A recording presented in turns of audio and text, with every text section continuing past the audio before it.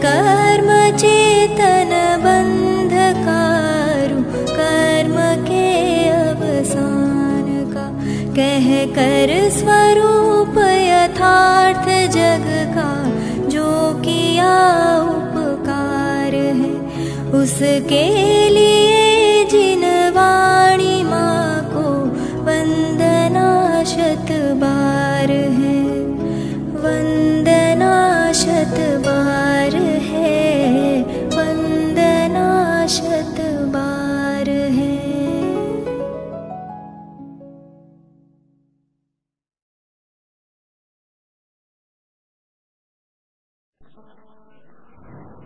परमागमस्य जीवम्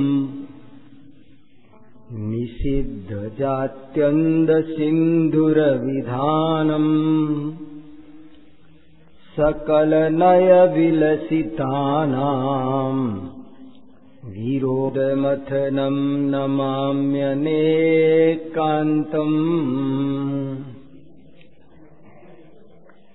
जेण बिणालोकस्तवि व्यवहारो सौवहार्णनिवहै,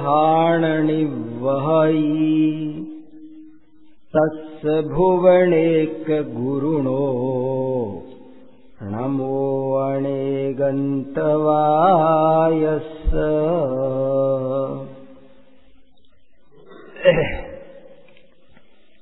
हम सब न्याय शास्त्र का अध्ययन कर रहे हैं और उसमें अब मैं आगे के प्रकरण पर आना चाहता हूँ। हालांकि बात बहुत सारी है, पिछले प्रकरण में ही खुलासा के लिए बहुत बातें हैं, लेकिन एक और प्रकरण थोड़ा सा क्लियर हो जाएगा तो ज्यादा अच्छा रहेगा, ये सोच करके मैं एक आगे का बहुत अच्छा प्रकरण है उसको लेना चाहता हूँ, और इसलिए मैंने मंगलाचरण बदला है, उसके अनुकूल मंगलाचरण किया है। देखो, हमने 72 पेज तक न्याय मंदिर का करीब करीब हमने विहंगावलोकन कर लिया है। 2 शब्द होते हैं, धवला में लिखा है, एक है सिंहावलोकन, एक होता है विहंगावलोकन। सिंहावलोकन मतलब सिंह की तरह देखना, और विहंगावलोकन माने, विहंग माने पक्षी, पक्षी की तरह देख। विहंगावलोकन कहते हैं कि जैसे इस शास्त्र सभा के ऊपर से कोई पक्षी उड़े तो वो ऊपर से देख लेगा मोटा मोटी, जैसा उसको पूरा दिख जाएगा, मगर जल्दी दिखेगा, थोड़ा स्थूल दिखेगा, पर पूरा दिख जाएगा, ऊपर से देखेगा ना वो, तो इसका नाम विहंगावलोकन है। देखो, ये अध्ययन की पद्धतियां हैं, अध्ययन कैसे किया जाता है। आज मैं कह रहा था कि 2 चीज होती है, एक रीडिंग, एक स्टडी। आपको स्टडी करनी है, रीडिंग नहीं, स्टडी, गहरा अध्ययन। अध्ययन में बहुत बातें शामिल है, शब्द का क्या अर्थ है, शब्द के क्या भेद प्रभेद है, उसकी तुलना क्या है, उसकी व्याख्या क्या है, उसकी समीक्षा क्या है। अध्ययन की अनेक पद्धतियां होती है और तभी जाके अध्ययन बहुत अच्छा होता है। एक एक पुस्तक को 10 बार 10 अलग अलग नजरिए से देखना पड़ता है। कभी भाषा के नजरिए से देखना पड़ता है, कभी किस एक ही चीज को कई बार अलग अलग नजरिए से देखना पड़ता है। समय सार पढ़ रहे हैं तो समय सार कोई कभी अन्य दर्शनों की क्या क्या बात आई इस नजर से पढ़ेंगे, कभी भाषा के नजर से पढ़ेंगे। तो ये अध्ययन की अनेक पद्धतियां हैं और उन पद्धतियों में एक पद्धति का नाम है विहंगावलोकन पद्धति, एक पद्धति का नाम है सिंहावलोकन न्यायेण। धवला शब्द में आया सिंहावलोकन न्याय से। सिंगावलोकन में क्या होता है, सिंह जब चलता है तो बीच बीच में रुक करके गर्दन मोड़ के पीछे देखता है। ये शेर की आदत है, शेर का स्वभाव है। शेर जब चलता है तो चलते चलते थोड़ी दूर चलने के बाद में गर्दन मोड़ के पीछे जरूर देखता है वो, ये उसका स्वभाव है। तो सिंहावलोकन किसे कहना कि हम जो पढ़ के आए हैं उसको पीछे मुड़ के क्या पढ़, जैसे कोई ग्रंथ लिखते हैं, आपने देखा होगा पीएचडी करते हैं तो अंत में उपसंहार लिखते हैं। मैंने अपने पीएचडी में जो थीसिस लिखा उसमें उपसंहार का नाम दिया सिंहावलोकन।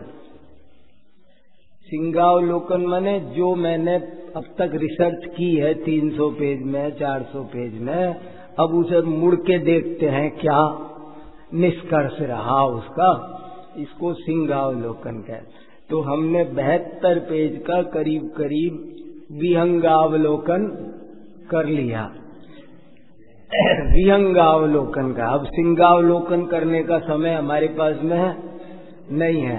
अब अपन आगे बढ़ते हैं। आगे का जो प्रकरण आ रहा है वो आ रहा है प्रमेय का क्या स्वरूप है। अब जो प्रकरण आ रहा है वो बहुत अच्छा, बहुत महत्वपूर्ण प्रकरण है, इसलिए उसे छोड़ने का लोभ मैं नहीं कर पाया। एक चर्चा सुबह तो मैंने मन बनाया था कि मैं आपको अभी अनुमान प्रमाण अच्छे से समझाऊंगा, ऐसे मैंने बहुत मन बनाया, लेकिन बाद में मैंने सोचा कि समझदार को इशारा काफी है, मैंने थोड़ा सा बता दिया है। लेकिन ये जो आगे का प्रकरण है वो तो मैंने बिल्कुल ही नहीं बताया है और वो अब छूट ही जाएगा, तो मैंने कहा वो और मैं थोड़ा सा बता देता हूँ और बाकी फिर जब समय मिलेगा दोबारा तो फिर करेंगे एक बार, उसमें कोई चिंता की बात नहीं। देखो तो अगला विषय है प्रमाण का विषय क्या है। देखो पेज नंबर 73, प्रमाण का विषय क्या है। और प्रमाण के विषय को एक शब्द में क्या कहेंगे, प्रमेय। ज्ञान का विषय ज्ञेय, ध्यान का विषय ध्येय, श्रद्धा का विषय श्रद्धेय। ऐसे ही प्रमाण का विषय माने प्रमेय, प्रमाण का विषय क्या बोलेंगे, प्रमेय। तो प्रमेय क्या है ये प्रश्न है। प्रश्न है प्रमाण का विषय क्या है और उत्तर है सामान्य विशेषात्मक पदार्थ ही प्रमाण का विषय है। बहुत गहरी बात है।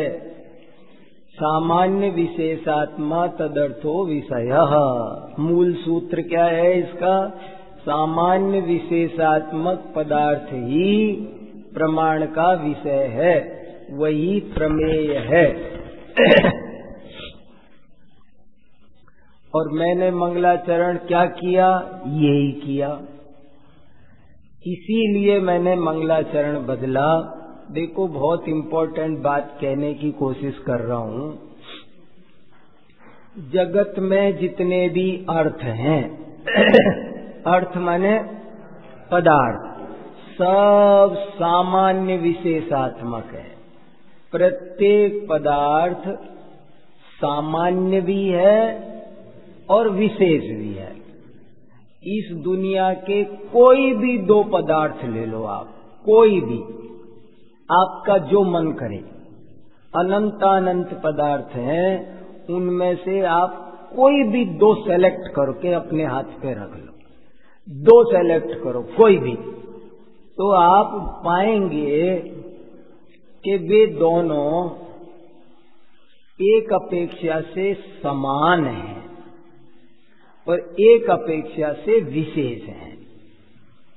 कोई भी दो पदार्थ ले लो, कोई भी दो पदार्थ, समझ लो मैं हूं और सुअर है। आप कोई भी दो पदार्थ ले लो, चेतन अचेतन, एकेंद्री पंचेंद्री, सिद्ध निगोदिया, धर्म द्रव्य, धर्म द्रव्य में और मुझ में, दो को बराबर खड़ा करो। तो आप ये समझ में आया क्या लिखा? सामान्य विशेषात्मक पदार्थ ही प्रमाण का विषय है। ये जैन दर्शन की बहुत बड़ी विशेषता है। इतनी बड़ी विशेषता है कि अमृत चंद्र स्वामी ने लिखा कि ये परमागमस्य जीवम, ये जैन दर्शन की आत्मा है, ये जैन दर्शन का प्राण है। प्राण जैसे शरीर में से आत्मा निकल जाए तो फिर क्या बचा? कुछ बचा है? कुछ भी नहीं बचाओ। ऐसे ही परमागम की आत्मा वो स्यादवाद है। और ये कह रहे हैं कि प्रमाण का विषय वो अनेकांतात्मक है। प्रत्येक पदार्थ, आप समझ रहे हैं मैं किस विषय पे चर्चा करना चाहता हूं? मैं इस विषय पे चर्चा करना चाहता हूं, है ना? वो चर्चा करना चाहता हूं, प्रमाण का विषय। अब हम प्रमेय पढ़ रहे हैं। जैन दर्शन की आत्मा अनेकांतवाद है, स्यादवाद है।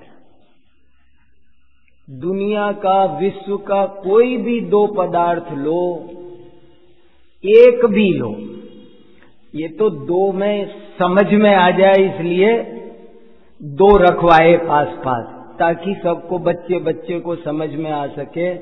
पर जगत का प्रत्येक पदार्थ सामान्य विशेषात्मक है। सामान्य विशेषात्मक मतलब उसमें सामान्यपना भी है और उसमें विशेषपना भी है। वो उसके अनंत गुण हैं, उसकी अनंत पर्याय हैं, सब में। चाहे कोई दो गुण लो, अभी तो बोला था चाहे कोई दो पदार्थ लो, अब बोल रहा हूं चाहे आप कोई भी दो गुण लो, चाहे आप कोई भी दो पर्याय लो, एक मिथ्या दर्शन की, एक सम्यक दर्शन की, दो पर्याय हथेली में रखी है मेरे सामने। दोनों में समानता है,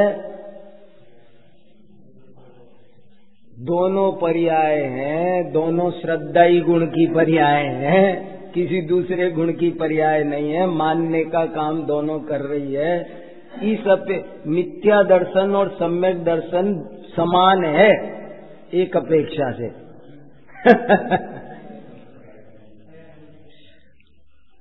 और कोई भी दो पर्याय लो,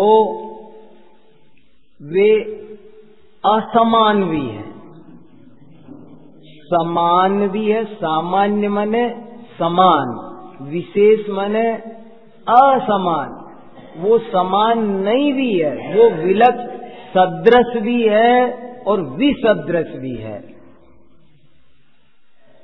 और बस इसी का नाम है परस्पर विरोधी दो धर्म एक साथ रहते हैं। इसी का क्या मतलब हुआ? वो समान भी है और विशेष भी है। तो वो समान भी है, असमान भी है। इसका मतलब है उसमें एक साथ दो धर्म रहते हैं, और दो धर्म ऐसे हैं जो परस्पर विरोधी हैं।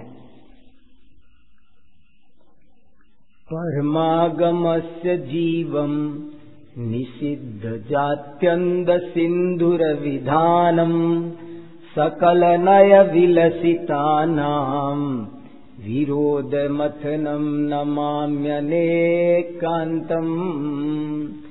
मैं उस अनेकांत को प्रणाम करता हूँ जो परमागम का प्राण है, जो जिन शासन का प्राण है, जो जिन शासन की आत्मा है।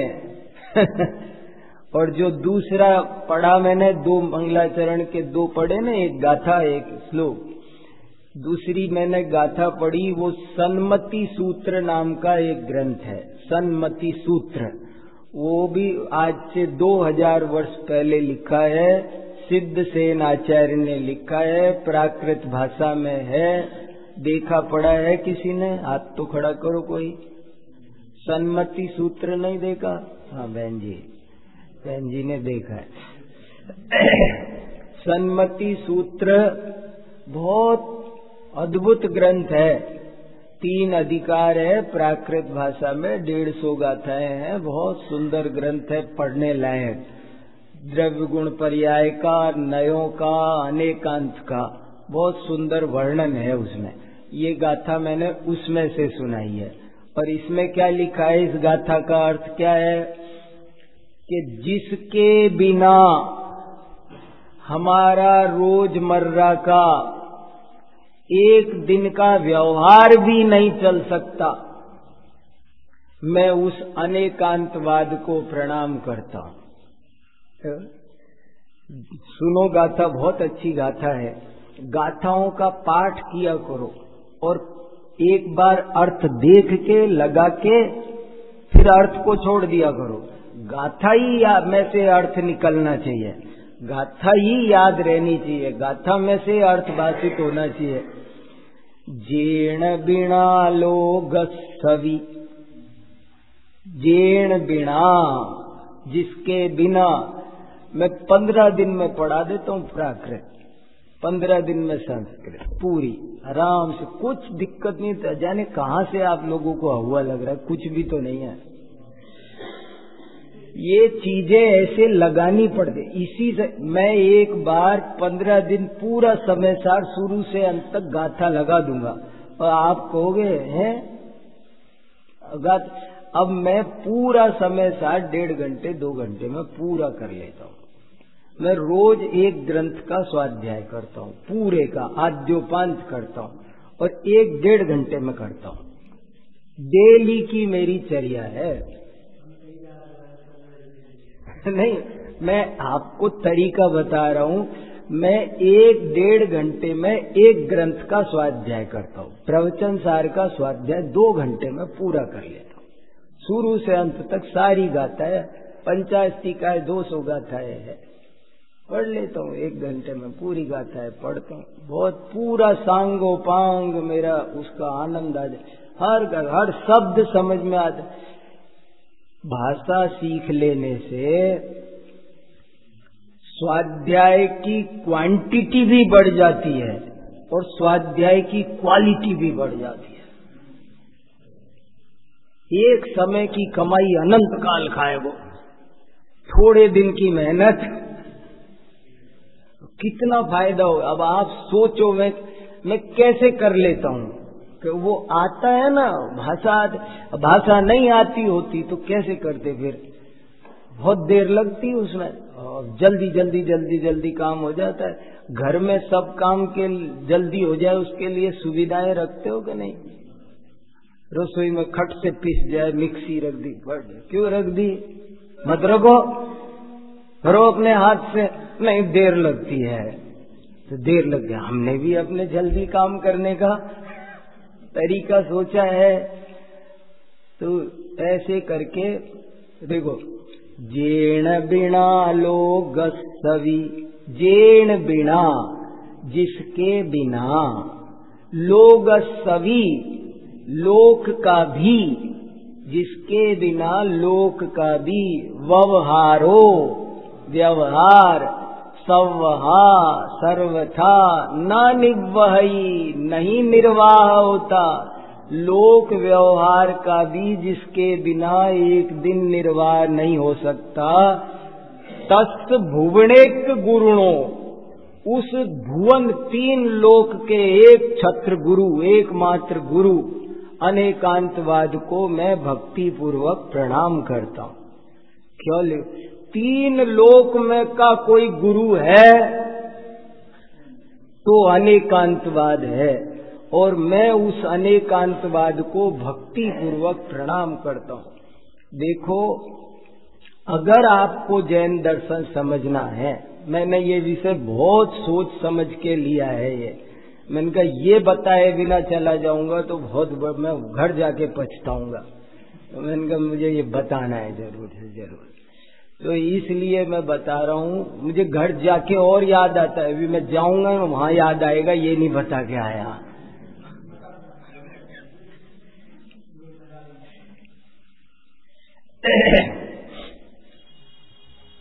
जिसके बिना लोक व्यवहार भी एक पल को नहीं चल सकता, मैं उस 3 लोक के गुरु अनेकांतवाद को प्रणाम करता हूँ।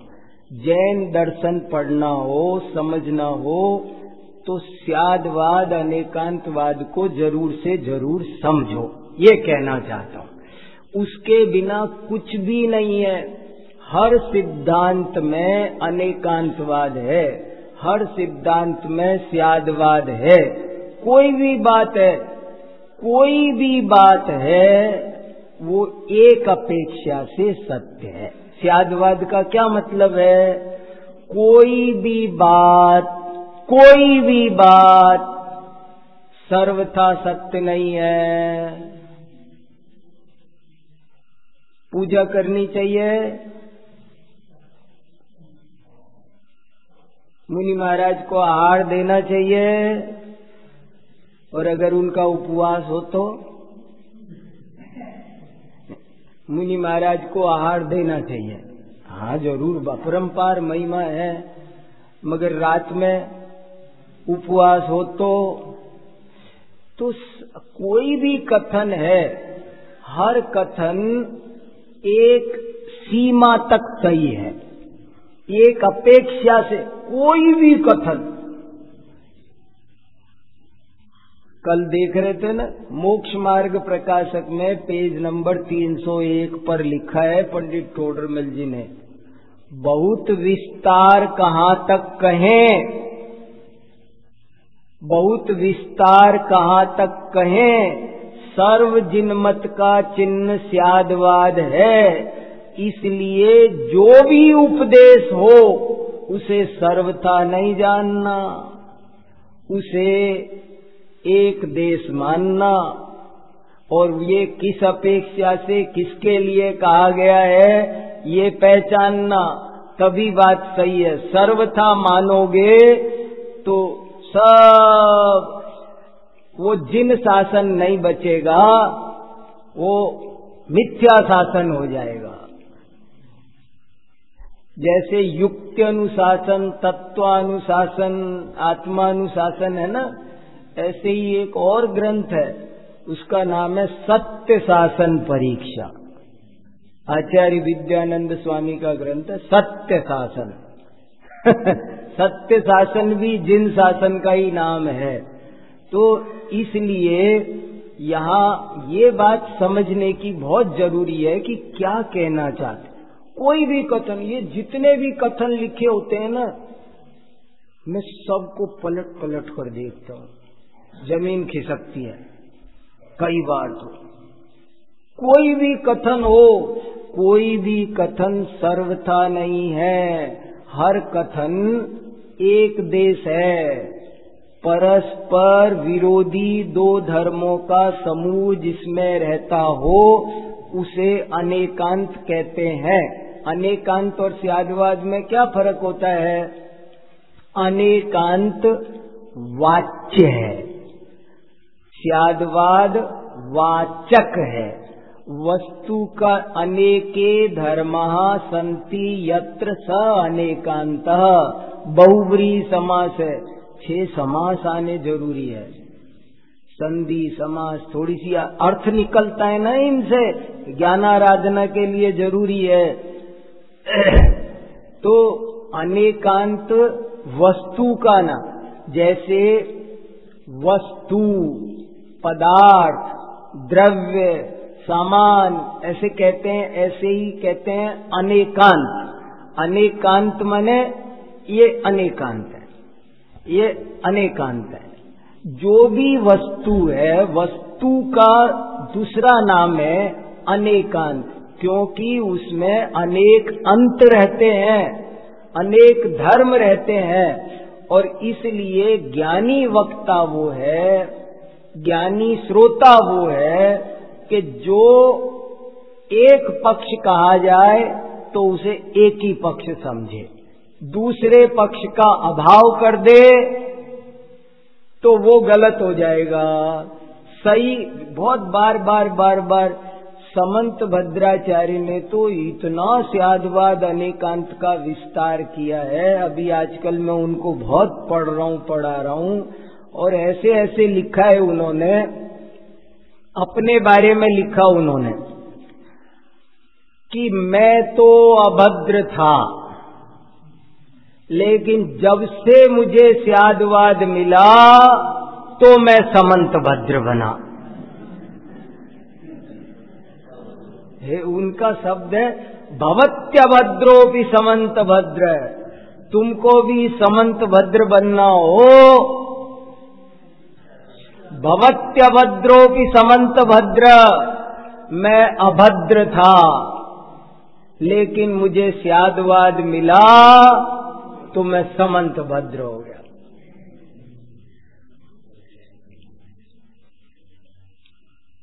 बहुत अच्छी बात है।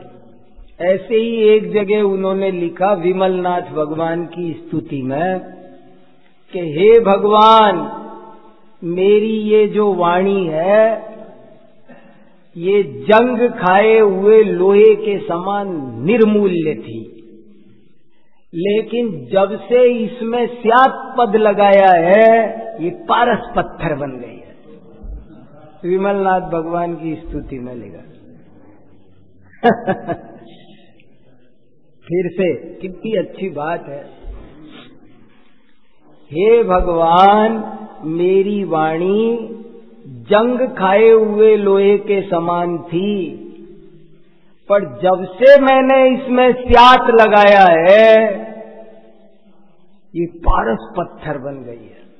देखो, कोई भी कथन याद रखना, मैं क्या बताऊं, बहुत जबरदस्त बात है ये। आज आपको मैं द्वादशांग का सार बता रहा हूं। कोई भी कथन सर्वथा नहीं मानना, कोई भी कथन। सर्वथेति प्रदुष्यन्ते पुष्यन्ते स्यादितीयते। सर्वथा लगाओगे तो वो दूषित कथन होगा, जिन कथन नहीं होगा, वो जिनवाणी नहीं होगी। जिनवाणी की पहली पहचान है स्यादवादमय होती है जिनवाणी। इसलिए सर्वथा लगाओगे तो वो बात कौवा काला होता है, पक्की बात। सर्वथा नहीं लगा सकते। आप ऐसा वाक्य बोलो, कोई मुझे बोल के बताओ कि जो सर्वथा सही हो। आपको आश्चर्य होगा, ऐसा एक वाक्य आप ढूंढ के नहीं बोल पाओगे जो सर्वथा सही हो। और ऐसा कोई वाक्य नहीं है जो सर्वथा झूठ हो। स्यात् लगाना बहुत जरूरी है। स्यात् लगाते ही बात सम्यक होती है। स्यात् लगाओ। जिन शासन जैन आचार्यों का एक हमको मंत्र है कि हर वाक्य में स्यात् लगाओ। हर बात कथनचित सही है, सर्वथा सही किसी बात को मत मानना यदि तुम्हें जिनवाणी समझना है। जैन आचार्यों ने अंडरस्टूड, पहले से करार लिख के दे दिया। देखो, मैं बोल रहा हूं यहां पर, मैं तुमको जो भी बोलूं ना तुम स्यात् लगा लेना। मेरी हर बात कथनचित है, सर्वथा नहीं है। कौवे के बारे में धवला में रकलंकाचार्य ने लिखा कि कौवा काला होता है, लेकिन ये बात पंखों की अपेक्षा से ठीक है, उसके पंखों की अपेक्षा से ठीक है। पर वास्तव में देखा जाए तो कौवा रक्त की अपेक्षा लाल है, हड्डी की अपेक्षा सफेद है, पित्त की अपेक्षा पीला है, नस की अपेक्षा नीला है, पंचवर्णी कौवा है। कौआ पंचवर्णी है, उसे अकेला कृष्णवर्णी कहना एकांतवाद है। कौए को पंचवर्ण का कहना वो अनेकांतवाद है, और कौए को काला कहना वो एकांतवाद है। अब बताओ सही है कि नहीं है गलत? ऐसी ऐसी लीला है। स्यादवाद सौंदर्य जिन शासन की आत्मा है, देखो सब पदार्थ प्रमेय किसे ये दुनिया का कोई दर्शन नहीं मानता। सारे दर्शनों में प्रमेय का क्या स्वरूप है? कोई सामान्य मानते, कोई विशेष मानते हैं।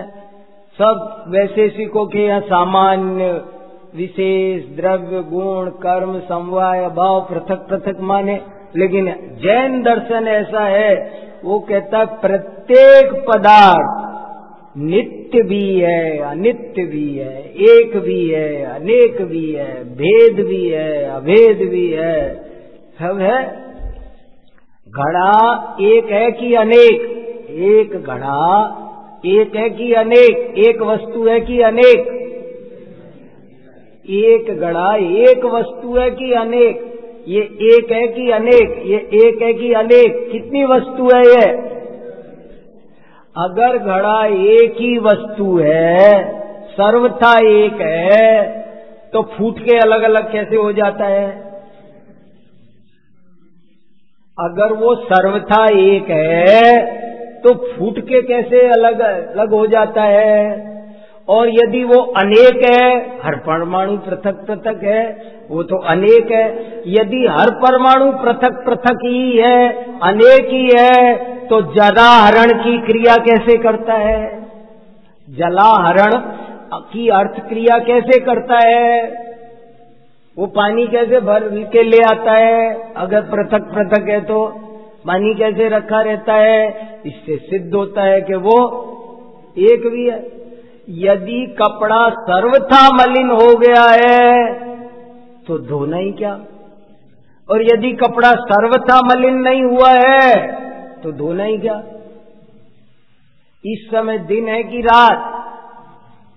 भारत की अपेक्षा दिन है, अमेरिका की अपेक्षा रात है। अभी दिन भी है, रात भी है। इसी समय दिन भी एक ही काल में दिन भी है। इस कमरे में अंधेरा है कि उजाला?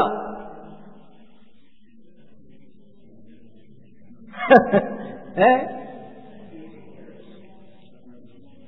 अंधेरा भी है, उजाला भी है।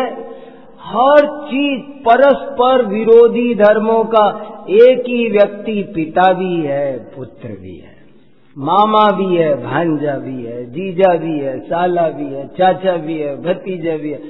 एक ही वस्तु में परस्पर विरोधी धर्म सौंदर्य पाते हैं।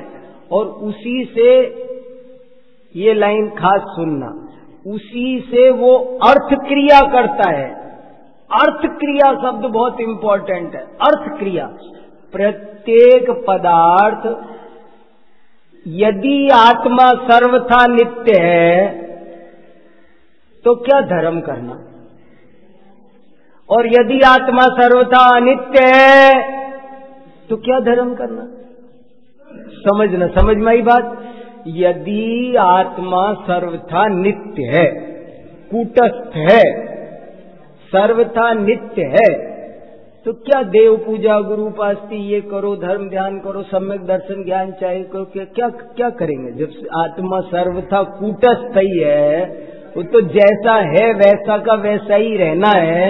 जब उसमें कोई परिवर्तन परिणमन होता ही नहीं है तो हमारा सारी साधना व्यर्थ सिद्ध होती है। यदि आत्मा सर्वथा नित्य है तो सारी साधना व्यर्थ सिद्ध होती है। और यदि आत्मा सर्वथा अनित्य है तो फिर साधना व्यर्थ है। ऐसे डॉक्टर के पास आप मरीज को क्यों ले जाओगे कि जो मर्ज के साथ मरीज भी खत्म कर दे? हम उस डॉक्टर के पास ले जाते हैं जो मर्ज ठीक कर दे और हमारा आदमी हमको। नित्यात्मकता से अर्थ क्रिया होती है। कोई भी पदार्थ कार्य करता है तो वो स्याद्वाद से कार्य, परस्पर विरोधी दो पार्ट चक्की के हैं, एक स्थिर है एक गतिशील है, तब आटा पिसता है। दोनों स्थिर हो तो ये सब समझ, कोई भी काम है, कोई भी क्रिया, एक ही बात, एक ही रेखा, छोटे, ये अक्षर बड़े हैं कि छोटे?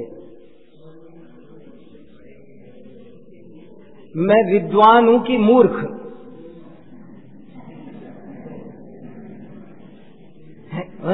क्या क्या क्या जवाब? बड़ा हूं कि छोटा, लंबा हूं कि छोटा, पतला हूं कि मोटा? संवेद शिखर पूर्व में है कि पश्चिम में? पूर्व में है कि पश्चिम में संवेद शिखर? ऐसे कोई जवाब नहीं लग रहा।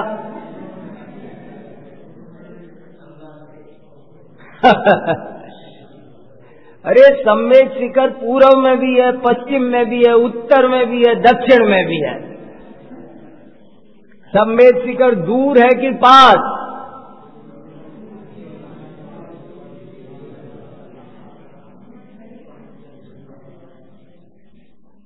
एक ही चीज आप गणित में देखो, ज्योतिष में देखो, नाटक में देखो, चित्रकला में देखो, सब में देखो, अर्थ क्रिया तभी बने। देखो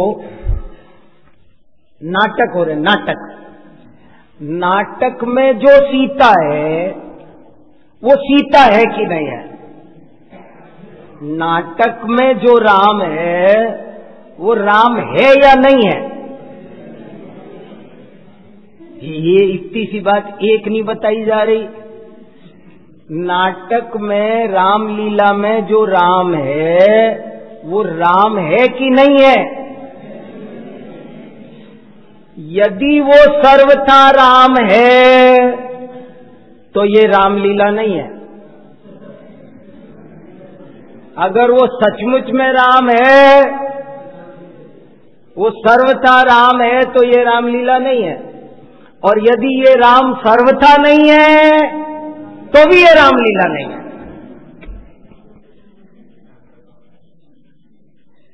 रामलीला को रामलीला होने के लिए उसे सीता होना भी चाहिए और नहीं भी होना चाहिए, राम होना भी चाहिए, नहीं भी होना चाहिए, रावण होना भी चाहिए, नहीं भी होना चाहिए, तब वो रामलीला है। एक बढ़िया पेंटिंग है, चित्रकला में चलते हैं, पेंटिंग है, बहुत बढ़िया पेंटिंग, वो घोड़ा बना हुआ है, वो घोड़ा है कि नहीं है? अगर घोड़ा है, सर्वथा घोड़ा है, तो भी वो पेंटिंग नहीं है। और यदि वो घोड़ा नहीं है तो भी वो पेंटिंग नहीं है। उसे बड़ी चित्रकला होने के लिए, उसे चित्रकला होने के लिए अर्थ क्रिया समझा रहा हूं आपको। अर्थ क्रिया किसे कहते हैं? प्रत्येक पदार्थ अपनी क्रिया करे, इसका नाम अर्थ क्रिया।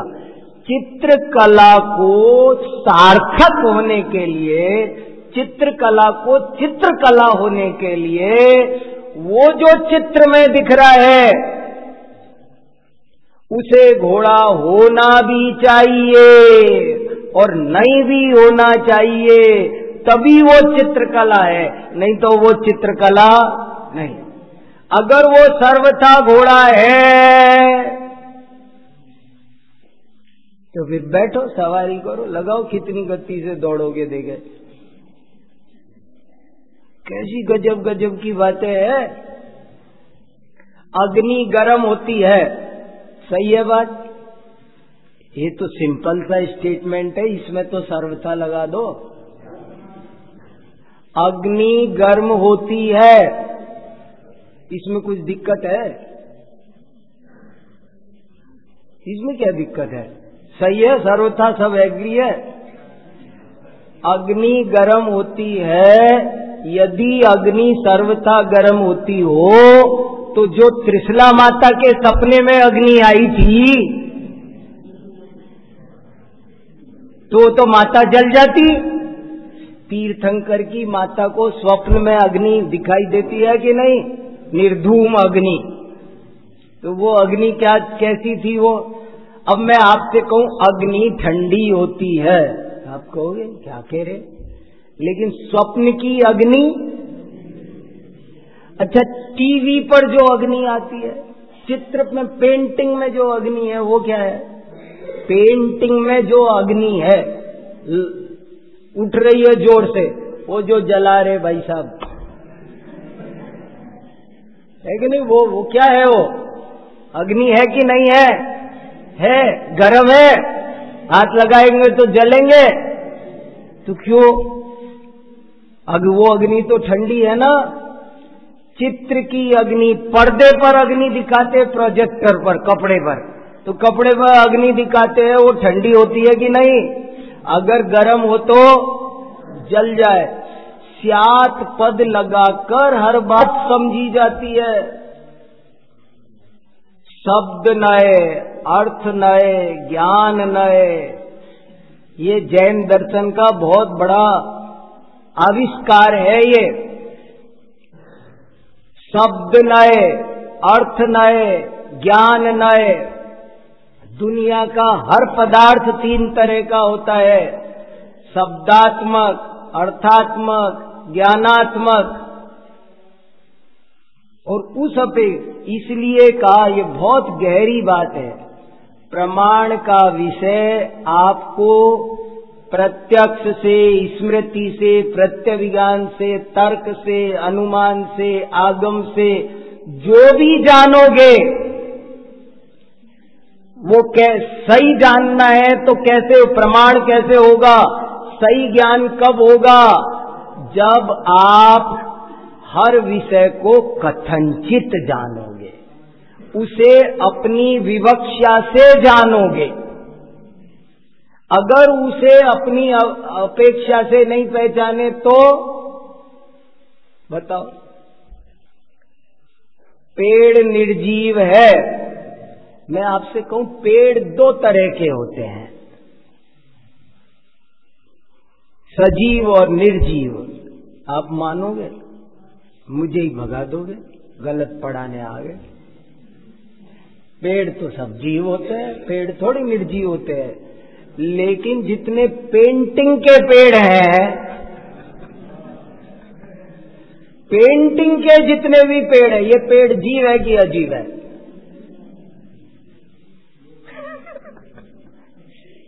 सब चीजें ऐसे सुखी हो जाओगे, अमृत बरसेगा। स्यादवादामृत वर्षिणी, स्यादवाद शैली। स्यादवाद शैली को कहा है, कोई भी विषय पढ़ोगे परेशानी नहीं होगी, चित्त सुलझा रहेगा। नहीं तो एकांत का विष है, एकांत को कहा विष, अनेकांतवाद को कहा अमृत। जो एकांतवादी है वो स्वपर नाशकारा, एकांतवाद स्वपर का नुकसान करता है, और अनेकांतवाद वो स्वपर को जिलाता है। ऐसी बहुत सुंदर व्यवस्था है। जिन शासन को पढ़ना सरल है, मगर सावधान होकर पढ़ा जाए, तरीके से पढ़ा जाए तो सब समझ में आता है, आराम से। बहुत बहुत सिंपल है, ये कठिन नहीं है। परीक्षा करना कठिन नहीं है, बहुत सरल है। स्यादवाद एक, स्यादवाद की चाबी लो, हर विवाद का हल हो सकता स्यादवाद के द्वारा। स्यादवाद से हर विषय का समाधान होगा। और ये न्याय शास्त्र, अब आपने देखा कि न्याय शास्त्र को पढ़ने से कैसे सर्वज्ञ का स्वरूप समझ में आ सकता है, कैसे स्यादवाद अनेकांत शैली समझ में आ सकती है, अपना बहुत भला हो सकता है। भैया मैं बहुत प्रेम से एक बार फिर कह रहा हूं, न्याय पढ़ो, परीक्षा करो, डरो मत, घबराओ मत, वस्तु का स्वरूप ईमानदारी से समझो। मेरा भला बुरा मैं समझूंगा तो ही होगा। ऐसे करके सब बात समझ में आएगी। हाँ ठीक है, आपको कुछ कहना है किसी को? निज निधि निज में बताए यह अनंत उपकार है उसके लिए जिन वाणी माँ को वंदना शत बार है, वंदना शत बार है, वंदना शत बार है। त्यागवाद में मैं इतना डूबा हुआ हूँ और मेरे को जो अमृत मिला है, जो आनंद मिला है, जो सुलझन हुई है वो अद्भुत अपूर्व है। जिन वाणी भारती तो ही जपो दिन रे, जो तेरी शरण गहे सो पावे सुख चैन।